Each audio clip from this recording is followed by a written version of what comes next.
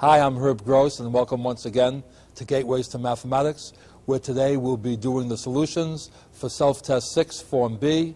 And as usual, make sure you've tried all these problems before you go through the solution with me. And once again, let me remind you, it is perfectly permissible to work on Form B before you work on Form A. In fact, you may want to use the two forms interchangeably. Whatever style, as I say, suits you best, please feel free to use it. And since there's quite a few problems to go through, let's go to the board and start right in with them. What we're going to be doing in this particular self-test is a lot of review, basically in terms of our second language concept that we talked about in the lecture. Most of the new work is simply going to be to translate from mixed numbers into common fractions, then from common fractions back into mixed numbers. And with the exception of that, everything else is basically a review, except possibly for the concept of percents, which we just introduced in this module. Now, in the first four problems, just because I want to illustrate a particular point, and I don't want you to be bogged down with computation, I pick the same three numbers over and over again through all the parts of the first four problems. And in particular, the three numbers I use are 10 1/3, 3 1/2, and 1 3/5. And remember how we convert a mixed number to a common fraction? The denominator times the whole number plus the numerator over the denominator. Remember how we're viewing that. If there are 3 books to a carton and you have 10 cartons, in 10 cartons you have 30 books plus one of the 3 books that you need to form the 11th carton.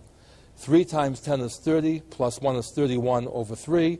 So the common fraction name for 10 1/3 is 31 30ths. 2 times 3 is 6, plus 1 is 7. 7 over 2 is 7 halves, so 3 1/2 becomes 7 halves when we write it as a common fraction. 1 3/5, 5 times 1 is 5, plus 3 is 8 over 5, so 1 3/5 becomes 8/5. Okay? So that's the 3 fractions I'll be using, the 3 mixed numbers that I'll be using throughout the first 4 problems. And so I'll go through that part fairly quickly just to make sure that you see the highlights. All right? And in exercises 1 through 6, our command is to write all the answers as mixed numbers. That's why you don't see problems, just things on the board. In other words, any problem that you see here, the command is to write the answer as a mixed number. Problems 7 through 10 will deal more with verbal situations, how to use this material to solve problems. Okay? Let's just get started and see what happens. Problem number 1 says 10 1/3 plus 3 1/2 plus 1 3/5. We want to find out what that answer is. And by the way, don't be afraid to estimate answers here. 10 1/3 rounded off to the nearest whole number is 10. 3 1/2 is around, let's just call it 3. 10 and 3 is 13. And 1 3/5 rounds off to 2. That's 15. So we expect an answer around 15. Okay? Now let's just see what happens. What's the technique?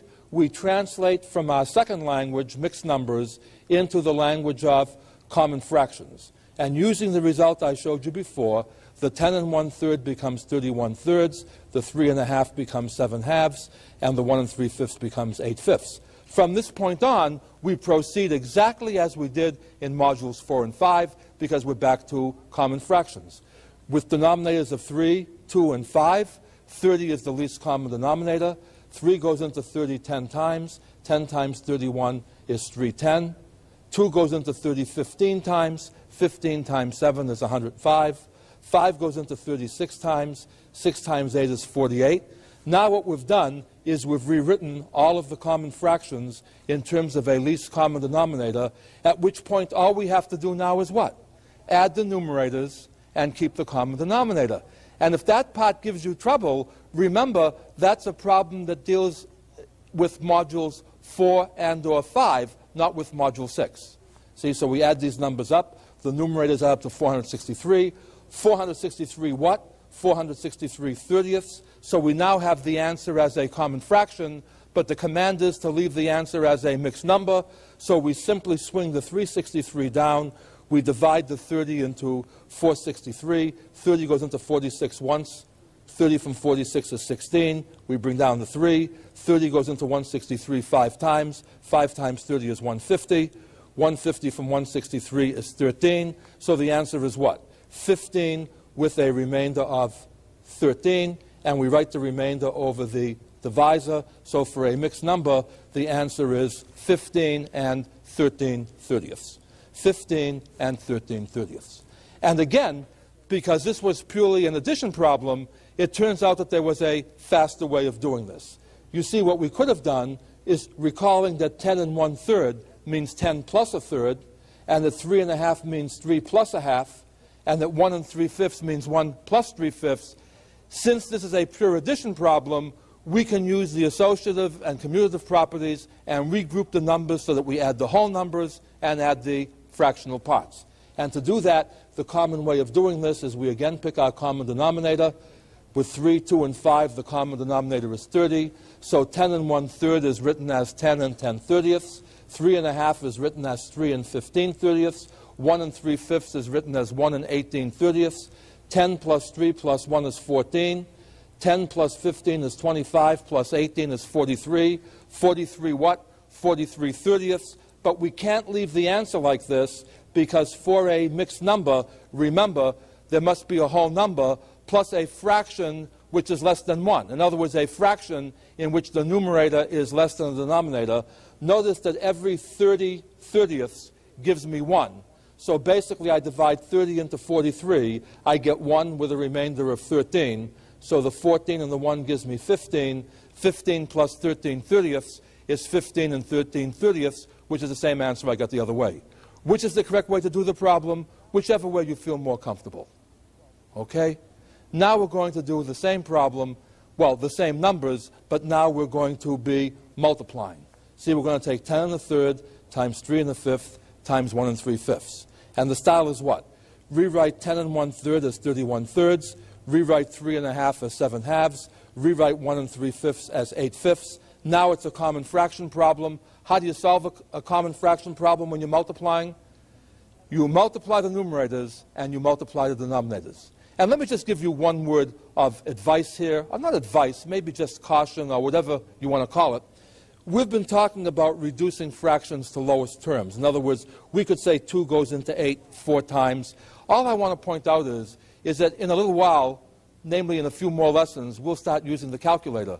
When you use the calculator, it's much quicker to just multiply numerators and then divide by the product of the denominators and not fool around reducing to lowest terms. So in a problem like this, you could say what? 31 times 7 times 8. And even though I leave the details to you, on the corner here, I've just written out the multiplication so you can see how I get at this. So the numerator is 17/36. The denominator is still 30. So as a common fraction, the answer to this problem is 17/36 over 30. And now the final step is what? I've got the answer as a common fraction. I want the answer as a mixed number. So I simply come over here. All right? I divide 30 into 17/36. 30 goes into 173 5 times. 150 from 173 is 23. I bring down the 6. 30 goes into 236 7 times. 7 times 30 is 210. I subtract, the remainder is 26. 26 what? 26/30, but in lowest terms, 26/30 is the same as 13/15. So the answer to this problem is 57 and 13/15. And again, let me apologize for something. In the first edition of the study guide, the answer is incorrectly given as 57 and 13/30, as opposed to 15 and 13/15. And by the way, let me come back to the beginning of this problem for just 1 second or two to point out again what I don't want you to do. You see, this is the correct answer to the problem. A very common mistake that people still tend to make is they want to multiply the 10 by the 3 by the 1, then the 1/3 by the 1/2 by the 3/5. Be careful, since this is a distributive type of problem. You see, these are plus signs assumed to be in between here and here. So you're dealing with addition and multiplication in the same problem.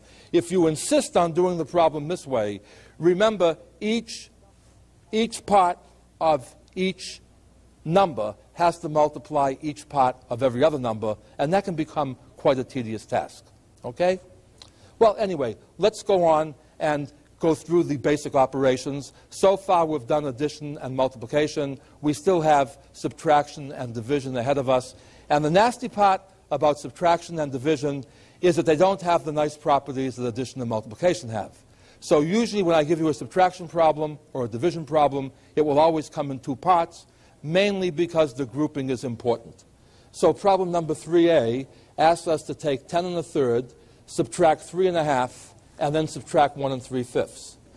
Notice that part B looks like exactly the same problem, except that now we're first going to subtract the 1 3/5 from the 3 1/2, and then subtract that result from the 10 1/3. Do you see the idea here? If we left the grouping symbols off, both problems would look exactly alike. Okay, let's see how we do part A. Again, all we're going to do is we're going to replace 10 1/3 by 31 thirds, 3 1/2 by 7 halves, and 1 3/5 by 8 fifths.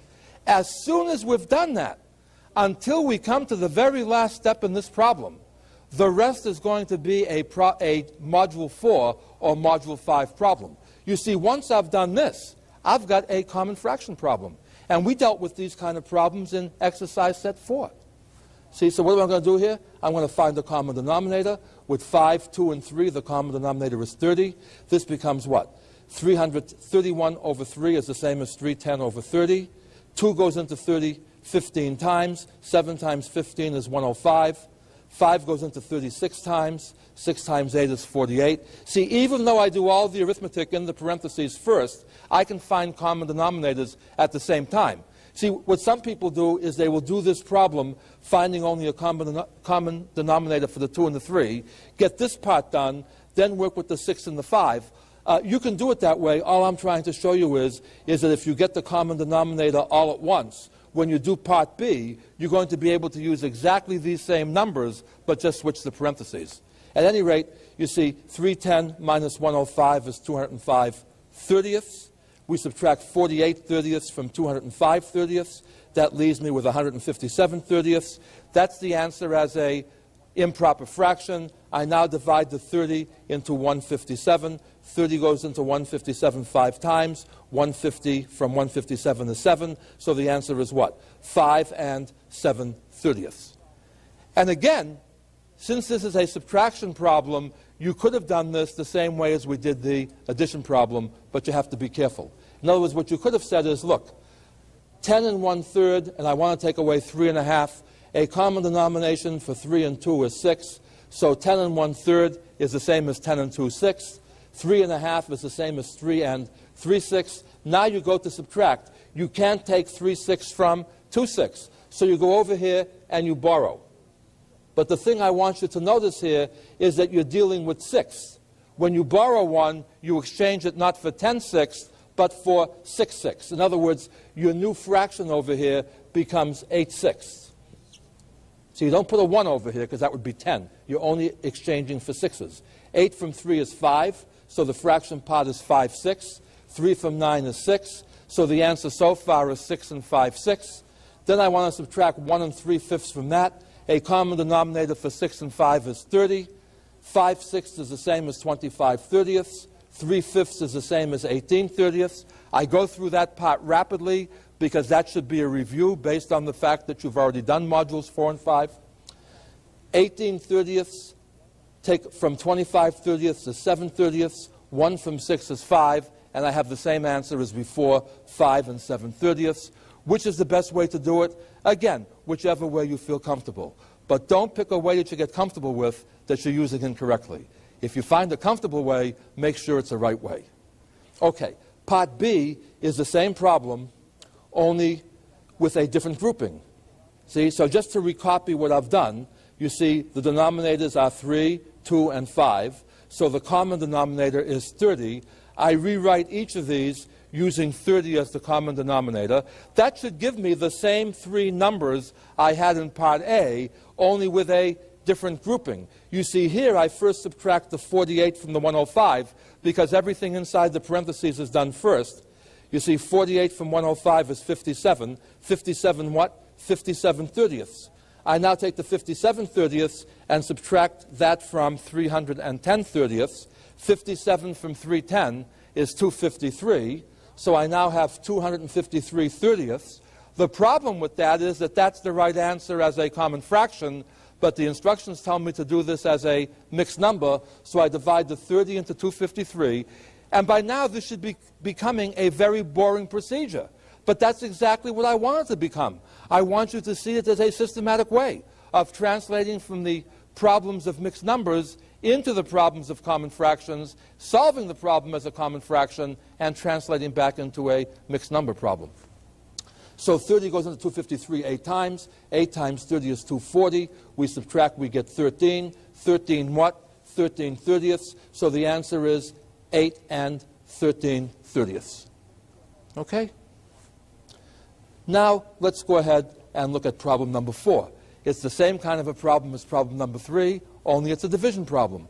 Since division was done in Module 5, the only difference between this problem and the last problem is going to be that once we translate into the language of fractions, we're going to be using the material of Module 5 rather than the material of Module 4.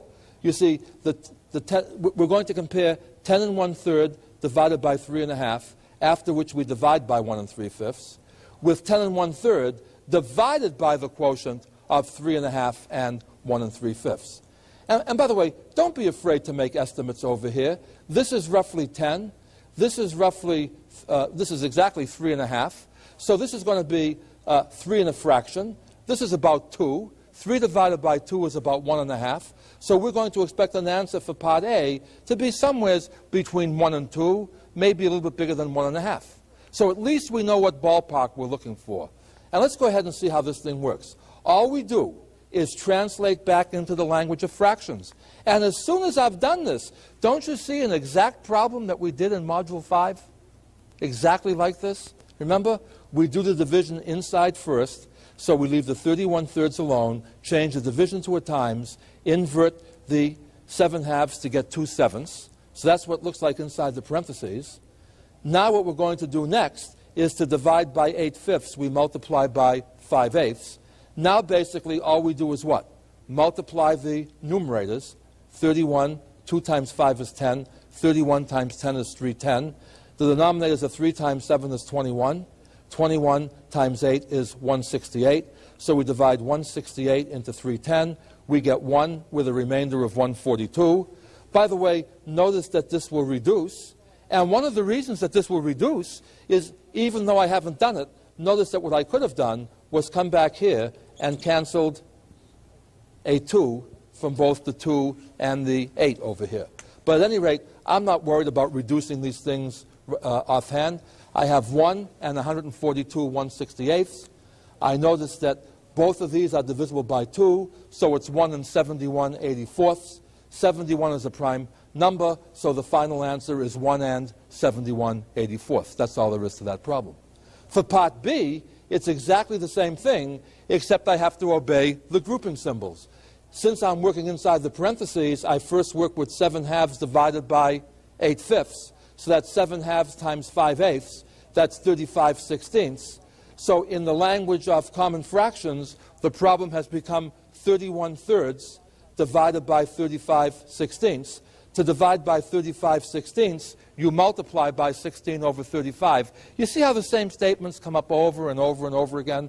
At any rate, 31 times 16 is 496. 3 times 35 is 105. So as a fraction, the answer is 496 over 105. The final step is what? I divide the 105 into the 496. I get 4. 4 times 105 is 420. I subtract, the remainder is 76. So the answer is 4 and 76 1/105ths. 76 is 4 times 19, essentially. 105 is 5 times 21. Working this out, you can see that 76 and 105 have no prime factors in common. This is already in lowest terms. And that takes care of the first 4 problems. And hopefully, at the end of these 4 problems, you will have experienced the difference between difficult and cumbersome. I hope you found nothing hard about this, but you did find that there was a lot of small detail that had to be attended to. Let's now start to apply some other types of applications to the operations that we're doing. Problem number 5 asks us to find 52% of 8 3/4. And again, before you start these problems, estimate the answer. 52% is slightly more than half, right? 50% is half. 8 3/4 is a little bit less than 9. So rounded off, this is about a half, this is about 9, half of 9 is 4.5, so we're going to expect an answer of around 4.5. And that should help us guard against, as I keep saying, gross mistakes. Let's do the problem exactly now. 52%, percent means divided by 100.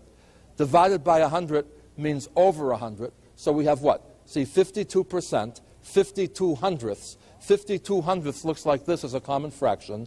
Of means times. Now the 8 3/4 we simply rewrite as a common fraction because we know how to handle common fractions. See, 4 times 8 is 32, plus 3 is 35, 35 over 4. Now what can we do over here? We could multiply this whole thing out, but here's a case where I think it's clearly easier to reduce first. You see, 4 goes into 52 13 times, 5 goes into 35 7 times, and into 100 20 times. 13 times 7 is 91. 20 times 1 is 20.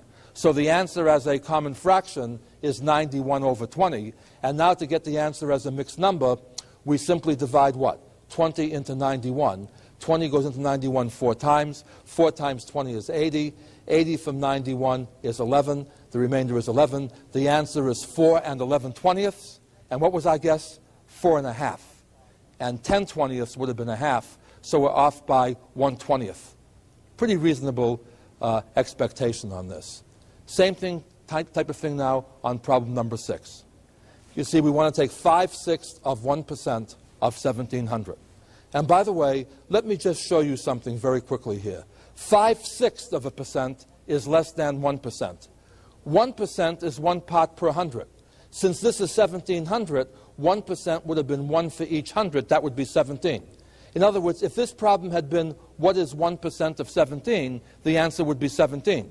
Since we're taking 5/6 of 1%, we expect the answer to be a little bit less than 17. See, get a feeling for the answer before you even buckle down to the technical details. Now, how do we convert this percent sign to a common fraction? 5/6% means 5/6 per 100. Per 100 means divided by 100. To divide by 100, see, 100 is 100 over 1. We multiply by 1 over 100. 5/6 times 1 over 100 is what? 5 over 600. Which, by the way, we could have gotten much easier by saying, look, when you divide a common fraction by 100, you just annex 2 zeros into the denominator. You see, either way, don't ignore the percent sign. 5/6% is 5 over 600. Of is times what? 1,700. The 2 zeros here cancel with the 2 zeros here. We wind up with 5 times 17, which is 85, over 6. 6 goes into 85 how many times? 6 goes into 8 once with a remainder of 2. 6 goes into 25 4 times with a remainder of 1. The answer is 14 1/6, which certainly is compatible with our guess that the correct answer had to be somewhat less than 17. Okay? Now, that completes the technical end of this. Now what I want you to do is to learn how to read what looks like long word problems to pick out where you're going to use this material. If you can't use the material that you've learned, it's almost as bad as not knowing the material. Arithmetic without application is like having tools without knowing what to do with them. So you can't do anything with tools unless you know when to use them, where to use them, and how to use them. So let's start in with some word problems here. And don't be bothered by how complicated they sound. In fact, in certain senses, the more complicated they sound, the more amazing the simple solution is going to be. Here's one that ties in with the now and the ERA type of situation. An organization requires that at least 45% of its members be women. That's a bylaw. At least 45% of our members have to be women. What does that mean? Out of every 100, 45 have to be women. Well, that's easy enough if you only allowed 100, 200, 300 members, but you're not going to have exactly 100 members. In fact, in this club, there are 65 members. And the question says that if at least 45% have to be women, what's the least number of women that can belong to this club? Well, when you say that 65% of the members have to be women, if the number of members is 65, you're talking about what? 45 hundredths of 65. And by the way, again, you could multiply this whole thing out. You could also say what? 5 goes into 45 9 times, 5 goes into 100 20 times, 5 goes into 20 4 times, 5 goes into 16 13 times, 13 times 9 is 117, 4 times 1 is 4. So as a common fraction, the number of women has to be at least 117 over 4. 4 goes into 117, 29 and 1/4 times. So there has to be at least 29 and 1/4 women.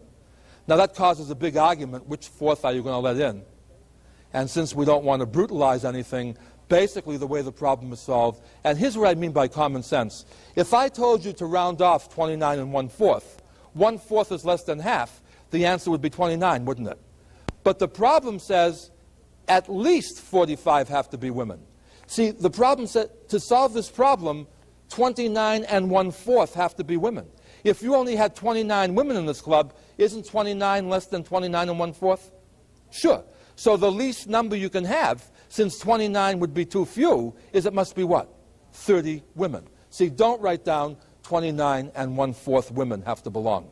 30 women is the least that can belong. Could 50 women belong? Yes, that's the meaning of at least.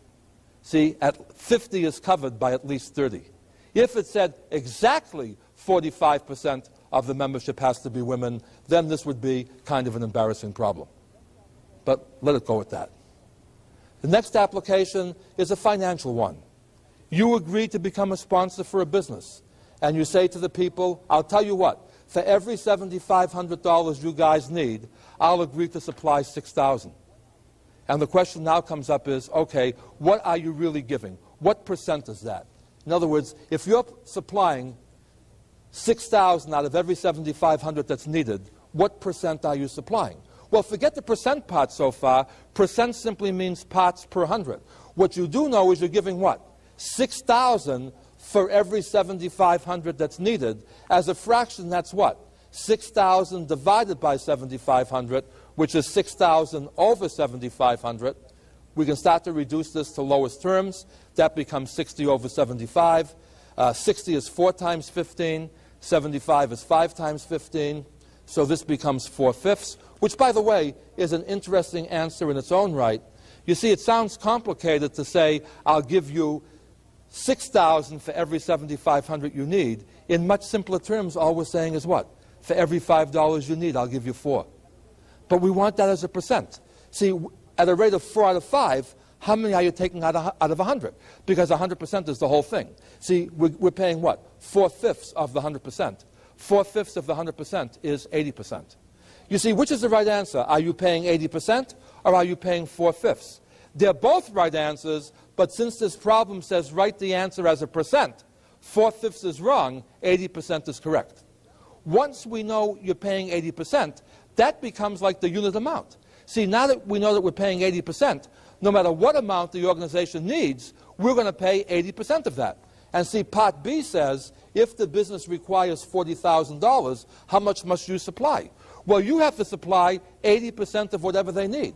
In this particular case, they need $40,000. So you have to supply 80%, which is 80 over 100, 80% of 40,000. You can either cross off the 2 zeros here with the 2 zeros here and multiply 400 by 80 to get 32,000, or you can rewrite the 80 over 100 as 4/5. Now you're going to take what? 4/5 of 4,000. 4,000 divided by 5 is 8,000. And you see the fast way of doing this again?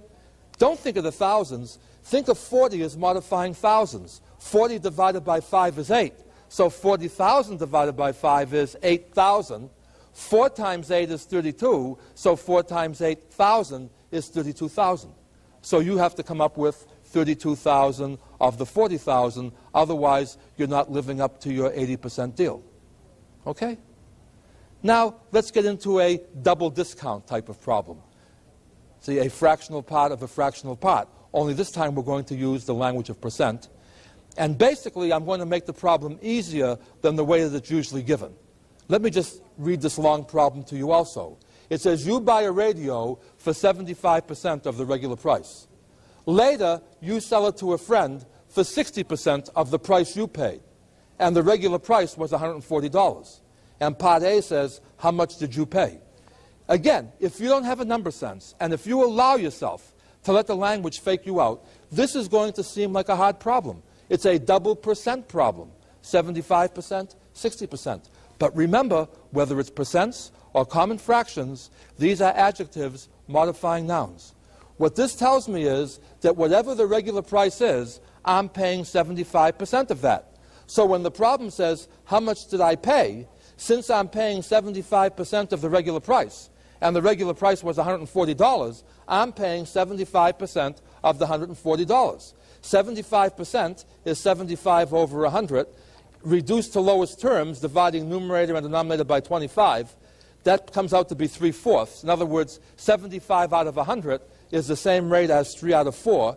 So in other words, I'm only going to pay for 3/4 of the $140. Do you see what that says? See, 75% basically says for every $4, you save 1 and pay 3. At any rate, 4 goes into 140.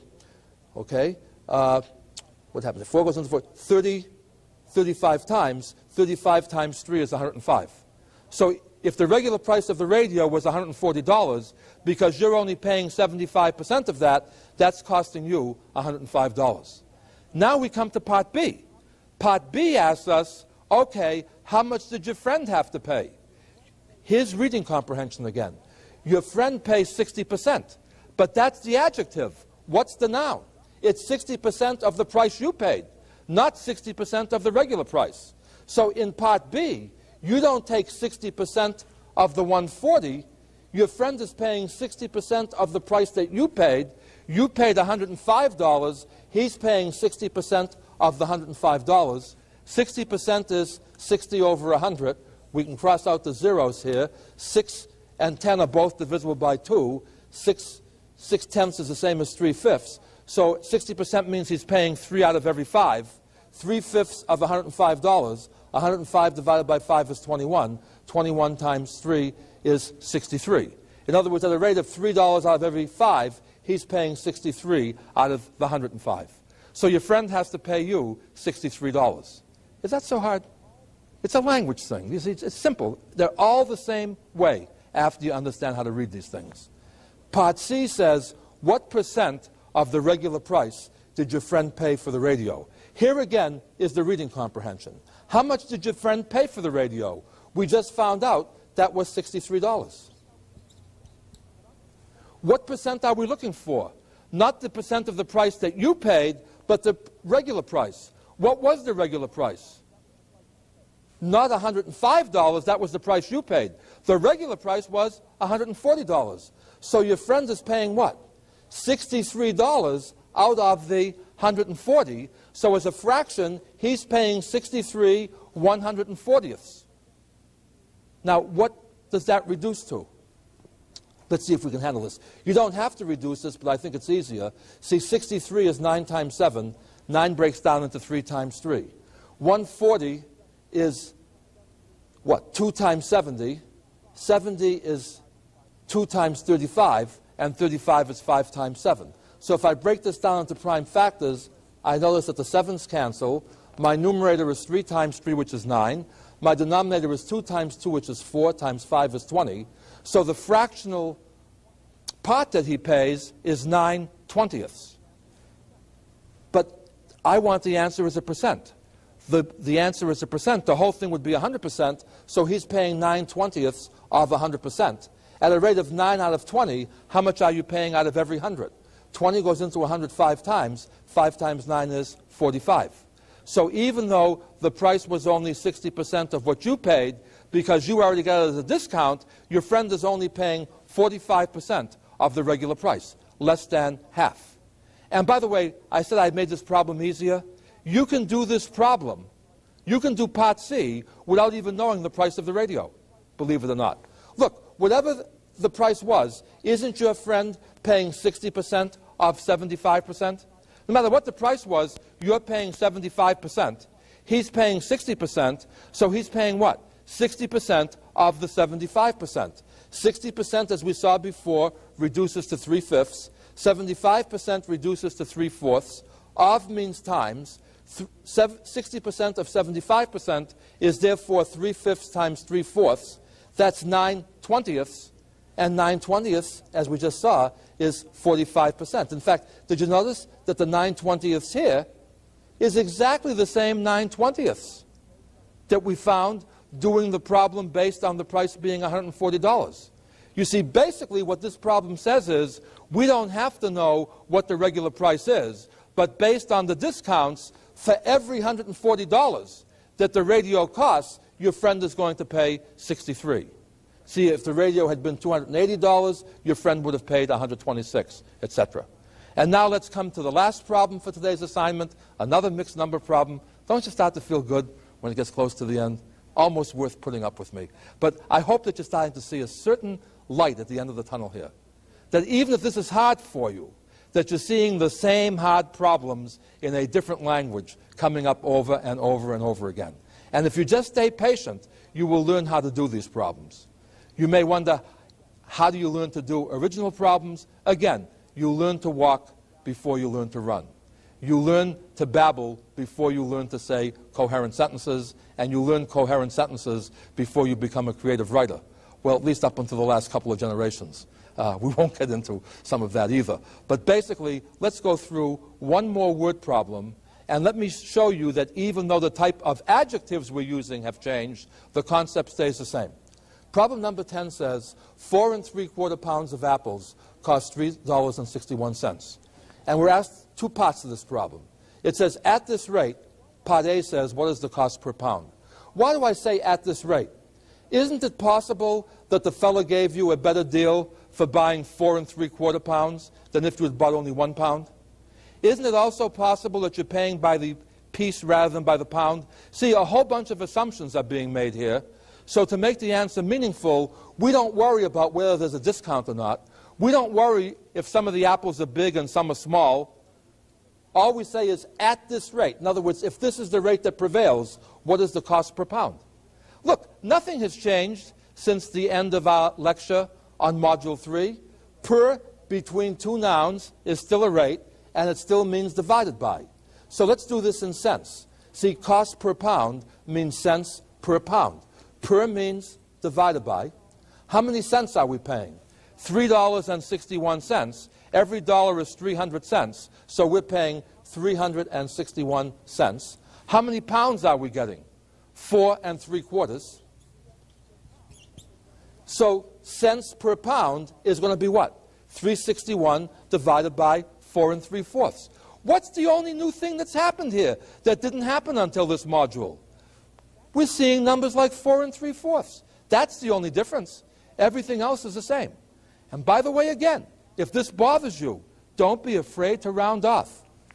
361 is around $3.50. 4 3/4 is around 5 pounds. If you can get 5 pounds for $3.50, that's roughly what? 70 cents a pound? 5 goes into 350 70 times. So you're looking at an answer somewhere in the ballpark of 70 cents a pound. It may be a big ballpark, so you may be off by a little bit. But you get the order of magnitude. It's around 70 cents a pound before you even start this problem. Now how do we get the answer exactly? It's a pure drill problem. You see, the word problem is over once you get down to here. If you can't get from here to here, okay, you can't even begin this problem. So the word problem only allows you to go from here to here. Once you're down to here, the hardest part of the problem is over from a creative or innovative point of view. Because now all you have to do is this division problem. Well, how do we divide? We know how to divide when we're dealing with common fractions. So we take the 4 3/4 and write it as a common fraction. 4 times 4 is 16, plus 3 is 19, over 4. And how do you divide by 19/4? Module 5. You multiply by 4/19. So we have 361, which I write over 1 just to make it easier, times 4/19. If you happen to be astute, you'll notice that 19 goes into 361 19 times, and that 19 times 4 is 76 cents per pound. well, 19 times 4 is 76, but the label is cents per pound. If you're not so astute, what's the terrible crime? What's the big deal? You'll simply multiply 461 times 4 to get 1444. Then that will be over 19. Then you'll divide 19 into 1,444, and eventually you get what? The same 76 for an answer. This may look longer than this, but if you don't know this, you can stare at this for a long time.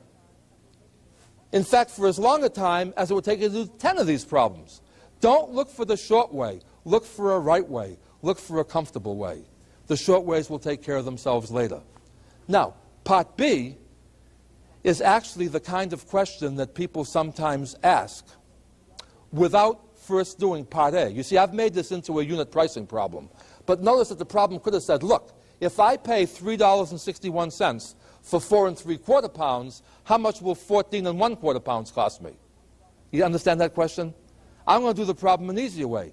I'm going to find out how much 1 pound will cost, then 14 1/4 pounds will just cost 14 1/4 times as much. And then I'll close by showing you yet another way of doing that problem. See, to find the price of 14 1/4 pounds, I take, what, the 76 cents a pound, and multiply that by the 14 1/4. And by the way, if I want to do this as a bilingual, the 76 multiplies the 14, and the 76 also multiplies the 1/4. In other words, it becomes a distributive property problem. 76 times 14 comes out to be 1064. 1/4 times 76 means 76 divided by 4. 4 goes into 76. Let's see. 4 into 7 once with the remainder of 3. 4 into 36, 9. So that's 19. So the 14 pounds cost you 1,064 cents. The 1/4 pound cost you 19 cents. Altogether, it cost you 1,083 cents, which we often write as what? $10.83. And if you didn't want to do this using the language of mixed numbers, you could have said what? 14 1/4 is the same as what? 4 times 14 is 56, plus 1 is 57. That's 57 fourths times 76. 4 goes into 76 19 times, so the answer is going to be 57 times 19. And I leave it to you to sustain the suspense and see that it also comes out to be $10.83. But I would like, in closing, to show you how, if you have a number sense, you can sometimes shorten problems, but that you don't have to.